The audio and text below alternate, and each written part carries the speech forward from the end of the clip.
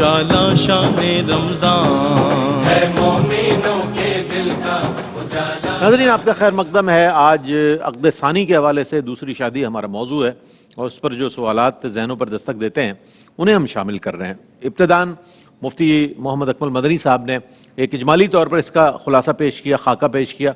अब इंशाल्लाह तफसीलन इस पर इंशाल्लाह कलाम किया जाएगा। मुफ्ती इरशाद हुसैन सईदी साहब, 2 से ज़ायद अज़वाज में अदल व इंसाफ की शरई हैसियत के हवाले से हम जानना चाहते हैं और इसका मतलब और मफ़हूम भी इरशाद फरमाइएगा। जी, यकीनन इस्लाम ने हमें तमाम तर कवायद और ज़वाबित और उसूल अता फ़रमाए एक ज़िंदगी गुजारने के लिए, मिसाली ज़िंदगी गुजारने के लिए। और देखिए कैसा हुस्न है इस्लाम का कि जहाँ 1 से ज़ायद अज़वाज की इजाज़त दी है, क्योंकि बसा औक़ात इसकी ज़रूरतें पेश आ सकती हैं, तो जहाँ इसकी इजाज़त दी है वहाँ उनके माबैन पेश आने वाले तमाम मामलात के ऊपर भी मुकम्मल रहनुमाई अता फ़रमाई है। जैसा कि क़िबला मुफ्ती साहब ने अभी कुछ देर कबल इस पर बात करते हुए आयत मुबारका का हवाला दिया, और वो जो शर्त अल्लाह रब्बुल इज़्ज़त ने बयान फरमाई वो शर्त अदल की है कि जब 1 से ज़ायद अज़वाज हैं, 1 से ज़्यादा शादियाँ किसी ने की हैं, तो उनके माबैन अदल को कायम करें।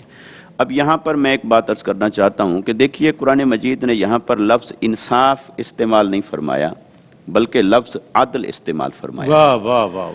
इंसाफ और अदल के अंदर फ़र्क ये है, फ़र्क भी बता लुग़वी माना के एतबार से इंसाफ होता है कि कोई शय आपके पास है और आप उसे 2 के माबैन बराबर बराबर तकसीम कर दें, ये इंसाफ है। और अदल ये है कि कोई चीज़ आपके पास है और आपने 1 से ज़ायद लोगों में उसे तकसीम करना है, तो उसे उन सब के हस्बे हाल और हस्बे ज़रूरत तकसीम करें, उसे अदल कहते हैं। क्या बात है। तो यहाँ कुरान मजीद ने अदल की इस्तिलाह इस्तेमाल फरमाई है, और उस अदल का जब हम माना और मफहूम लेना चाहेंगे तो यकीनन हमें आका अलैहिस्सलाम की सीरत की तरफ रुजू करना होगा कि आका अलैहिस्सलाम ने इस अदल को कैसे कायम फरमाया अपनी अज़वाज के माबैन, और कैसे इसको कायम करने का हुक्म दिया। तो वहाँ से हमें अदल का माना और मफहूम भी समझ में आ जाएगा, और आका अलैहिस्सलाम की सीरत मुतहरा से उसकी अमली मिसालें भी सामने आ जाती हैं। तो आका अलैहिस्सलाम ने वक्त को बराबर तकसीम फरमाया तमाम अज़वाज में, हत्ता कि जब आका अलैहिस्सलाम मर्ज़ विसाल में आप थे, उस वक्त हज़रत आयशा सिद्दीक़ा रज़ियल्लाहु ताला अन्हा, आपका चूँकि यौम भी गुज़रा है, तो हज़रत उम्मुल मोमिनीन आयशा सिद्दीक़ा रज़ियल्लाहु ताला अन्हा की गोद मुबारक में आपका सर अनवर होता था। और हदीस में आता है कि आका अलैहिस्सलाम पूछते थे कि मुझे आज कहाँ रहना है और मुझे कल कहाँ रहना है, हत्ता कि आका अलैहिस्सलाम की ये हालत देखते हुए अज़वाज मुतहरात ने ख़ुद से आका अलैहिस्सलाम के लिए ये दरख्वास्त की कि आप एक ही जगह तशरीफ़ फरमा रहें ताकि आपके एक जगह से दूसरी जगह मुंतकिल होने में आपको तकलीफ़ ना हो। तो यानी कि आका अलैहिस्सलाम ने वक्त की तकसीम में किस कदर एक सीरत हमारे सामने रखी है। इसी तरह जब हम देखते हैं कि 1 से ज़ायद अज़वाज के माबैन अदल में उलमाए किराम ने इसको बयान किया है कि अगर तो एक ज़ौजा ऐसी है कि वो जिस घराने से आई वो खुशहाल घराना था, मुतमव्विल था, एक है कि ऐसे घराने से आई कि वो कम वसाइल पर भी गुजारा करने वाली थी, सब्र करने वाली थी, और वो इस तरह की ज़िंदगी की आदी थी, तो आप उनके नान नफ़का में, कपड़ों में, चीज़ों में, बरतने की चीज़ों में आप कर सकते हैं कि उनको हस्बे मिजाज और हस्बे ज़रूरत दें। लेकिन जो खाने पीने की चीज़ें हैं और इसके अलावा जितनी ज़रूरियात ज़िंदगी हैं, और जो कुछ आप इजहार मोहब्बत के लिए लाते हैं, कोई आप गिफ्ट लाए, तोहफे लाए, खाने पीने की और कोई चीज़ें लाए जो ज़रूरत के अलावा होती हैं चीज़ें, तो वो लेके आए, तो उसमें कोशिश करें कि उसमें पूरी तरह से अदल कायम करें और वो बराबर उनको रखें और वक्त की तकसीम में उनको बराबर रखें। तो बहरहाल ये कि अदल का जो अल्लाह रब्बुल इज़्ज़त ने, और मैं आयत मुबारका कोट करना चाहता हूँ, देखिए अल्लाह रब्बुल इज़्ज़त ने जहाँ अदल करने का हुक्म फरमाया, वहाँ अल्लाह को ये बात भी मालूम थी कि क्या ये इंसान पूरी तरह कमा हक़्क़ुहु अदल करने के काबिल है। तो अल्लाह को मालूम था, इंसानी और बशरी कमज़ोरियाँ भी मालूम थी।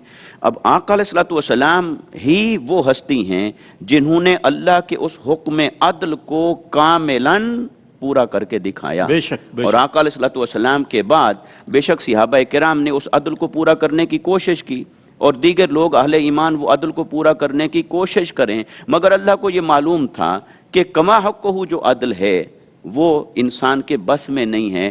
بسا اوقات ایسا ہوگا کہ ایک کی طرف میلان ہوگا، زیادہ ہو جائے گا، دوسری کی طرف کم ہوگا. اب اس میں قرآن مجید ہمیں کیا تعلیمات دیتا ہے؟ اگر اس میں سورہ النساء کی آیت نمبر 129 آپ کے سامنے کوٹ کروں تو یہ دیکھیے کہ اللہ رب العزت کی رحمت کا کیسا اظہار ہے. یعنی انسانی بشری تقاضوں کو بھی مد نظر رکھا ہے، ان کی بھی رعایت کی ہے، اور حقوق کے مابین بھی تلقین فرما دی ہے. تو اللہ رب العزت نے ارشاد فرمایا وَلَن تَسْتَطِيعُوا أَن تَعْدِلُوا بَيْنَ النِّسَاءِ. فرمایا کہ اللہ کو یہ معلوم ہے کہ تم ازواج کے مابین، اپنی بیویوں کے مابین کما حقہ عدل کرنے کی استطاعت نہیں رکھتے. اللہ کو یہ معلوم ہے بشری کمزوریاں ہیں، موجود ہیں. پھر فرمایا وَلَوْ حَرَصْتُمْ، چاہے تم اس کی حتی الامکان کوشش ہی کیوں نہ کر لو، تم اس کے حریص بنو، خواہش ہونی چاہیے، ارادہ ہونا چاہیے، عمل ہونا چاہیے، کیونکہ تم اس کے مکلف بنائے گئے ہو کہ اعدلوا، عدل کرو گے. تو مکلف بنائے گئے ہو تو عدل کرنے کے پابند ہو، عدل کرو، اور تمہارے دلوں میں یہ خواہش ہونی چاہیے اور ارادہ بھی ہونا چاہیے. لیکن جہاں کہیں نہ کر پاؤ تو پھر قرآن نے کیا کہا؟ فرمایا فَلَا تَمِيلُوا كُلَّ الْمَيْلِ فَتَذَرُوهَا كَالْمُعَلَّقَةِ. تو پھر ایسا نہ کرنا کہ کسی ایک کی طرف اتنا جھک جاؤ کہ اس کے مقابلے میں دوسری کو ایک لٹکی ہوئی عورت کی طرح نظر انداز کر دو اور چھوڑ دو. اور فرمایا وَإِن تُصْلِحُوا وَتَتَّقُوا فَإِنَّ اللَّهَ كَانَ غَفُورًا رَحِيمًا. اور اگر تم پھر بھی جہاں بشری تقاضوں میں کمی بیشی ہو اس کی اصلاح کے لیے فکر مند رہو اور کوشش کرتے رہو کہ ہر حال میں انہیں برابر رکھو، ان کو بھی برابر رکھو، ان کے رہن سہن کو برابر رکھو، ان کے لائف سٹائل کو برابر رکھو، ان سے ہونے والی اولاد کو برابر رکھو. پھر اسی طرح اولاد کی تعلیم ہوتی ہے، ان کے لیے ترقی کے مواقع ہوتے ہیں، اپارچونیٹیز ہوتی ہیں، بہت ساری چیزیں ہوتی ہیں. تو اللہ نے فرمایا کہ اس کی کوشش کرتے رہو، اصلاح کرتے رہو اور اللہ سے ڈرتے رہو. اور باقی اگر کوئی کمی بیشی رہ جائے تو اللہ نے اس کی طرف اشارہ فرمایا فَإِنَّ اللَّهَ كَانَ غَفُورًا رَحِيمًا.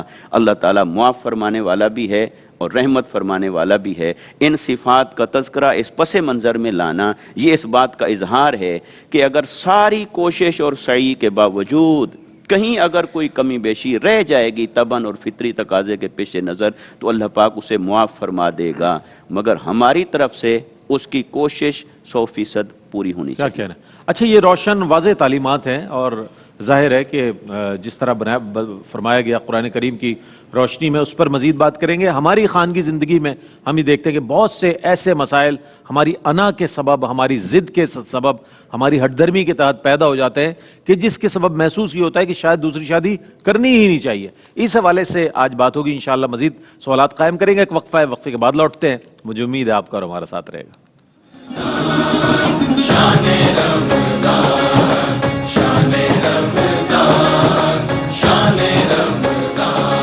ہے مومنوں کے دل کا اجالا شان